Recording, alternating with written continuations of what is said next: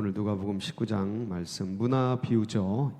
문화 비유 함께 나누도록 하겠습니다. 이 문화 비유는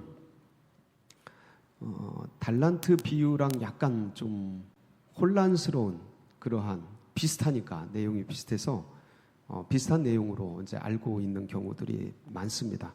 내용이 비슷하기도 하고요.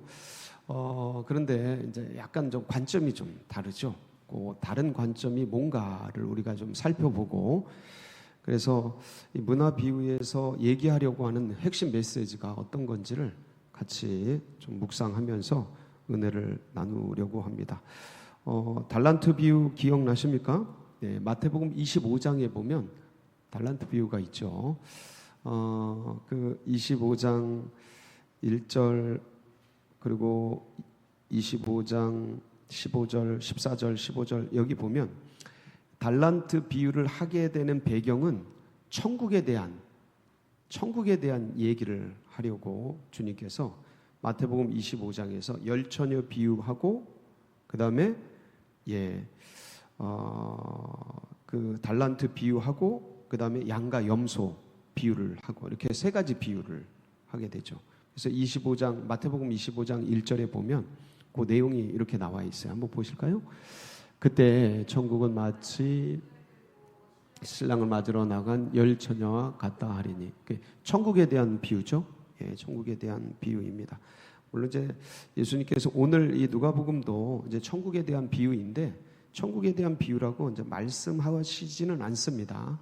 말씀하시지는 않고 그 상황에 대한 비유로 얘기를 하시는데 이 천국에 대한 비유를 얘기하시면서 나온 게 달란트 비유입니다. 근데 오늘 열문화 비유하고 달란트 비유하고 차이를 알아야 이 열문화 비유의 핵심 메시지가 나오거든요.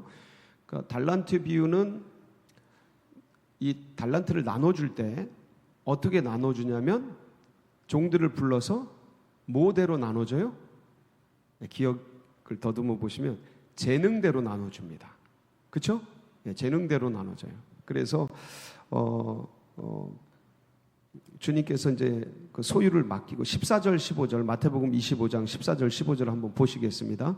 시작. 또 어떤 사람이 타국에 갈 때 그 종들을 불러 자기 소유를 맡긴가 같으니 각각 그 재능대로 뭐대로요?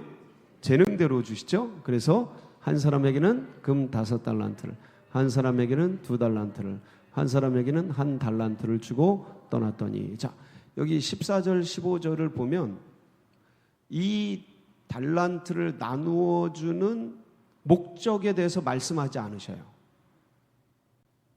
찾아보세요. 안 나와 있어요. 이걸 가지고 장사해라 뭐 이걸 가지고 뭐 구제해라 이런 목적, 내가 이 달란트를 너에게 나눠주는 목적에 대해서 말하고 있지 않습니다. 근데 뭐대로 나눠주셨다고요? 달란트는요? 재능대로 나눠주셔요. 그래서 차별이 있어요. 그래서 어떤 사람은 5달란트, 어떤 사람은 2달란트, 어떤 사람은 1달란트. 한번 여기 보세요. 다 재능이 제각각 은사적으로 나눠주죠. 이게 주님께서 다 제각각 은사가 달라요. 재능이 달라요. 가지고 있는 노하우도 다르고 경험도 다르고 일단 성별이 다르잖아요. 성별이 다르잖아요. 그러면 성별이 다르니까 성별에 맞게끔 뭔가 주어졌겠죠. 그렇죠? 달라요. 동일하지 않아요. 그러니까 이거는 뭐냐면 능력대로 주시는 거예요. 재능대로. 거기 상황에 맞게끔. 그죠? 그래서 여러분이 가지고 있는 재능이 동일하지 않죠. 어떤 분은 뭐 운동을 잘할 수도 있고 어떤 분들은 음악을 잘할 수도 있죠. 어떤 분들은 그림을 잘 그릴 수도 있고. 그러니까 각자의 재능이 다 다르다. 그래서 이제 우리가 이제 수능을 어제 봤는데 드디어 봤어요. 근데 이게 재능이 다 다른데 똑같이 이제 교육을 하니까 요거에 대한 문제점이 많잖아요. 그래서 그렇지만 공부에 관심 없는 사람도 뭐 해야 돼요? 공부를 해야 돼요. 그래서 그런 부분들에 있어서 참 동일한 다 다른 사람인데 동일한 패턴으로 이렇게 물론 많이 제도적 개선이 이루어졌지만 그럼에도 불구하고 그 수많은 아이들의 재능을 끌어내기에는 지금 있는 이 제도 자체가 한계가 있죠. 그걸 우리가 다 알고 있습니다. 그렇지만 우리가 만들어낸 교육의 체제가 지금 현재 요 정도밖에는 안 되죠. 더 많이 발전시켜서 진짜 10만 명이면 10만 명, 20만 명이면 20만 명 아이들의 재능들을 쫙 재능별로 능력별로 할 수 있게 그렇게 딱 그 교육 제도를 통해 밀어줄 수만 있다면 요 어릴 때가 제일 중요하지 않습니까? 이거 갖고 이제 평생을 살아가는 건데 대부분 그래서 그렇게만 된다면 얼마나 좋겠어요. 그렇죠? 근데 그게 아직은 안 돼서 좀 아쉬움이 있지만 어쨌든 지금 이 제도 자체를 잘 수긍하고 또 이렇게 적응하고 그러면서도 자기가 가지고 있는 은사대로 재능대로 어떤 사람은 공부보다는 진짜 체육 하나 뚫어가지고 쭉 달려갈 수도 있고 뭐 그렇지 않습니까? 그런 것들이 이렇게 더 존중되고 개발되는 그런 사회면 너무 좋겠어요. 그렇죠? 이거 얼마나 힘들어요. 하기 싫은 거 하는 게. 그러면 좋겠고. 근데 주님은 참 기가 막히게도 우리에게 무엇대로 주셨어요? 재능대로 주셨어요. 그래서 이 달란트 비유는 재능대로 능력대로 그래서 은사적 관점에서 접근한 거예요. 사람을 똑같이 보지 않고 뭐의 관점에서 접근을 했다고요? 그 하나님께서 여러분 상황과 환경에 맞게 그리고 성정에 맞게 가지고 있는 능력치에 맞게끔 은사적으로 그 주신 게 있어요. 그 은사적으로 주신 것을 점검하는 거예요. 이해가 되시죠? 그래서 그거를 여러분이 주님께서 주신 게 있어요, 없어요? 이거 봐라, 이거. 없는 듯이, 없는지, 아니에요. 다 있어요. 다 있죠? 그거를 나중에 주님 결산합니다. 정확하게 기록이 돼 있어요. 내가 준 것 가지고 와라. 결산해요. 그런데 땅에 묻어주잖아요. 이 달란트는 땅에 묻어줘요. 그래서 당신이 굳은 사람이라 뭐 심지 않은 데서 거두고 해치지 않은 데서 모으는 줄 그렇게 알았습니다. 그러면서 야단 맞고 막 쫓겨나죠.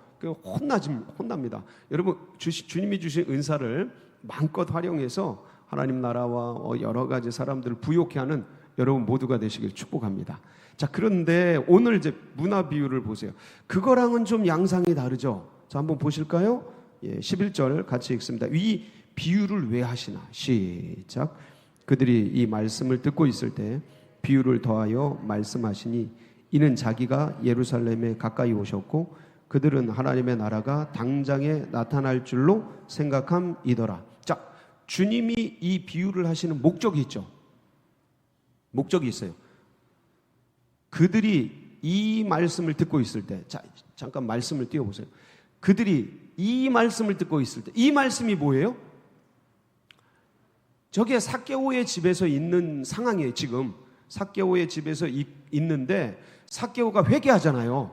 주님을 영접하고 회개한다고요. 그러면서 주님, 제 재산의 절반을 뚝 잘라서 가난한 자들에게 나눠주고, 그리고 누구에게 토색한 일, 빼앗은, 억울하게 빼앗은 일이 있으면 몇 배를 갚겠나이다? 4배를 갚겠나이다. 그러니 막 이게 회개하고 행동을 하고 전체 많은 사람 앞에서 공개적으로 선포를 하니까 주님께서 구원이 이 집에 이르렀도다. 그러면서 너무 기뻐하시면서 이 사람도 아브라함의 자손이로다. 인자가 온 것은 잃어버린 영혼을 찾기 위함이다. 그러면서 구원을 선포하시지 않습니까? 그러니까 이 말씀을 주님께서 막 하고 있는데 사람들이 막 잔인하고 토색하고 불의하게 살아온 세리장이 뒤에서 사람들이 뭐라고 욕했어요? 이 세리장을, 삭개오를 죄인이다라고 욕을 하잖아요. 저 죄인의 집에 유하러 들어갔다다. 그러니까 그렇게 아주 사람들에게 손가락질 당하고 그랬던 이 삭개오 세리장, 권력 있는 사람입니다. 돈이 많아요. 부자라고 소개될 정도로 힘 있는 사람이에요. 근데 이 사람이 회개하고 누구께 돌아와요? 주님께 돌아오는 거예요. 그러니까 사람들이 얼마나 흥분이 돼? 제자들이 얼마나 신나? 여러분, 그런 사람들이 팍팍 돌아서 봐요. 그러면 같이 있는 사람들, 역시 우리 주님이시야. 이야, 이제 하나님 나라가 가까이 오는구나. 이제 예루살렘만 올라가면 다 끝나는구나. 오, 이거 봐. 그냥 하나님, 우리 주님께서 그냥 막 다 잡을 거야. 흥분되죠. 막 그냥 지금 당장 뭐가 이루어질 것 같이 막 기쁘고 막 그러는 거예요. 그때 주님이 이 말씀하신 거예요. 11절에 이 말씀을 듣고 있을 때 이 비유를 하신 거예요. 왜냐하면 사람들이 어떻게 생각해요? 그러니까 두 가지예요. 주님은 자기가 예루살렘에 가까이 오셨고, 이 여리고를 떠나면 그 다음에 어디예요? 예루살렘이에요. 제가 그랬죠. 여리고는 예루살렘의 관문이다. 그래서 사람들이 많이 지나다니면서 세금을 많이 거둘 수 있다. 여리고의 이 세리장은 돈 많이 벌고 권력 있는 사람들 얘기했잖아요. 요거 지나면 바로 예루살렘이에요. 얼마 안 떨어져 있어요. 그러니까 이제 자기가 예수님이 예루살렘에 가까이 오셨어요. 그래서 이제 무슨 일이 일어날 줄 다 알아요. 이제는 십자가에 달려야 돼요. 일주일 뒤면 십자가에 달려야 돼요. 그러니까 그런 걸 생각하고 있는데 다른 사람들, 그들은, 제자들은 어떻게 생각하고 있어요? 사람들은 하나님의 나라가 당장에 나타날 줄 알고 있는 거예요. 그러니까 이 로마의 식민지로부터 벗어날 줄 알고, 이제 주님이 예루살렘만 들어가면 그냥 임금이 오셨기 때문에, 뭐 이 하늘의 임금이 오셨기 때문에, 메시아가 오셨기 때문에 이 땅의 것들은 다 떠나가고 멸망당하고 예수께서 통치하시고, 천년왕국이죠. 그 통치하시고 막 그런 역사가 일어날 줄 그렇게 생각하고 있는 거예요. 그러니까 이 땅에 이루어지는 정치적 그런 어떤 메시아의 나라를 생각하고 있는 거죠. 그러니까 주님께서 그들에게 얘기하고 있는 거예요. 그들에게 그 오해에 대한 불식을 하기 위해서 이제 이 비유를 하게 됩니다. 자, 근데 12절 13절 볼까요? 시작. 이르시되 어떤 귀인이 왕위를 받아가지고 오려고 먼 나라로 갈 때, 자, 여기까지. 자, 어떤 귀인은 누구예요? 당연히 예수님이죠. 예수님이에요. 자, 근데 왕위를 받아가지고 오려고, 그러니까 이 심판의 권세 다 이미 있지만 이제 마지막 심판의 권세를 가지고 하나님의 권위로 오려고 이제 먼 나라로 갈 때에, 먼 나라는 어디예요? 천국이죠.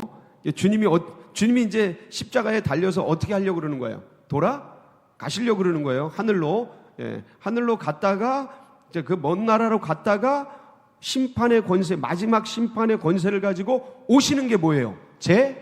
재림이죠. 재림이에요. 자, 그거를 얘기해 주고 계신 거예요. 이걸 처음에는 못 알아들었겠지만 이제 나중에 예수님 부활 승천하시고 그때 깨달았겠죠.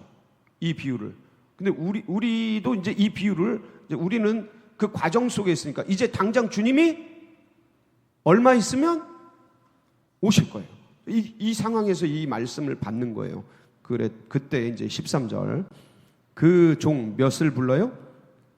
열을 불러 은하 열 문화를 주며, 자, 이르되 내가 돌아올 때까지 뭐 해라? 여기는 명확한 목적이 나와 있어요. 뭐 하라고요?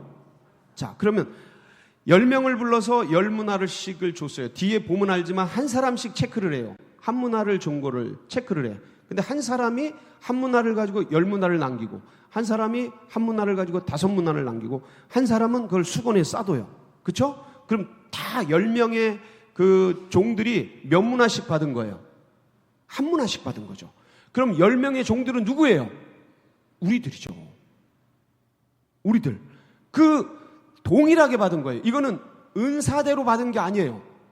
이건 은사대로 받은 게 아니고, 이거는 주님께서 모두에게 천부적으로 주신 거예요. 동일하게 주신 거예요.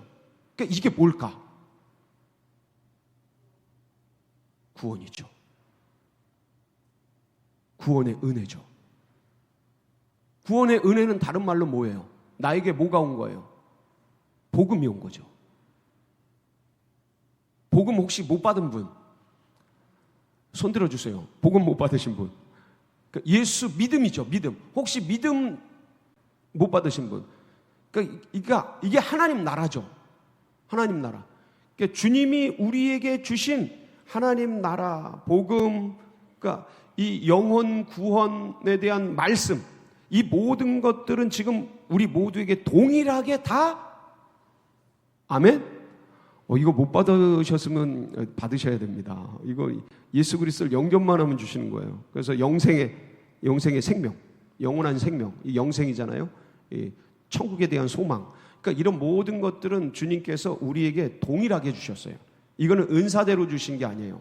이거는 그냥 천부적으로. 그러니까 주님을 영접할 때 모두에게 동일하게 그렇게 주신 은혜입니다. 자, 이것을 뭐 하라고요? 이거를 놓치고 있어요. 우리가 수건에 싸두는 사람들이 너무 많아요. 내 가슴에, 내 인생에 수건에 싸두고 꽁꽁 묶고 장사 안 하는 분들이 크리스찬 중에 꽤 많아요. 이건 주인의 뜻을 제대로 아는 거예요, 모르는 거예요? 모르는 거죠. 여기 보면 뭐라고 되어 있냐면 엄한 사람이라 수건에 싸뒀다 이렇게 얘기하고 있어요. 그건 착각이죠. 주님이 이걸 장사하라고 나눠줬잖아요. 목적도 정확하게 얘기를 해요. 그래서 우리에게 이 구원을 주시고 영생을 주시고 복음을 주시고 은혜를 주시고 하나님 나라를 주시고 교회를 주시고 영혼을 주시고 이 모든 것을, 그러니까 달란트 비유와 문화 비유의 동일한 것 중에 하나가 얼마를 남겼는지는 따지지 않아요. 근데 남기라는 거야. 장사를 하라는 거야. 그러니까 달란트 비유에서 5달란트 받은 사람이 5달란트 남기고 2달란트 받은 사람이 2달란트 남깁니다. 1달란트 받은 사람은 땅에 묻죠. 근데 5달란트, 2달란트 칭찬하고 착하고 충성된 중 네가 작은 일에 충성하였으면 그러니까 이 받은 5달란트 남긴 사람, 2달란트 남긴 사람도 동일한 칭찬을 해주셔요. 그리고 문화 비유도 똑같아요. 한 문화를 가지고 10문화를 남기든 한 문화를 가지고 5문화를 남기든 칭찬이 똑같아요. 아멘? 네. 그래서 칭찬은 똑같아. 그러니까 얼마를 남겼는지는 주님이 신경 써요, 안 써요? 안 써요. 근데 땅에 묻어도 수건에 싸도 이건 뭐예요? 내가 그러니까 당신은 엄한 사람이고 당신은 굳은 사람이라 이렇게 표현합니다. 달란트 비유와 문화 비유에 약간씩 차이가 있는데 비슷한 말이에요. 그렇다면 내가 흩지 않은 데서 모으고 심지 않은 데서 거두는 자로 알았더라면 그 문화를, 그 달란트를 은행에 두고 그래서 그 이자를 받게 해야지 네가 왜 그걸 땅에 묻어두고 수건에 감싸둔 거냐 하고 책망을 합니다. 이게 무슨 말이냐면 이게 장사하거나 남기거나 할 목적이 아니고 이게 주님이 이걸 내가 잘 보관하라고 그러신 건데 혹시 착각할 수 있는 사람 있어요, 없어요? 있어요. 그러면 그걸 어디다 맡겨야 돼요? 자기가 보관하는 게 안전해요? 은행이 보관하는 게 안전해요? 여러분 혹시 여러분이 100억 갖고 있어요. 그랬으면 좋겠어요. 100억 갖고 있어요? 그거를 개인이 그냥 현금으로 가지고 있는 게 마음이 편해요? 은행에 맡겨두는 게 편해요? 대답이 적은 거 보니까 갖고 싶은가 본데 그냥 집에. 절대로 그거 불안합니다. 뭐 1억만 돼도 그거 가지고 있어봐요. 불안해요. 이거 누가 가져갈지 어떻게 없어질지. 그래서 은행에 맡기는 게 편하죠. 그 얘기하는 거예요. 지금 그 말씀하는 거예요.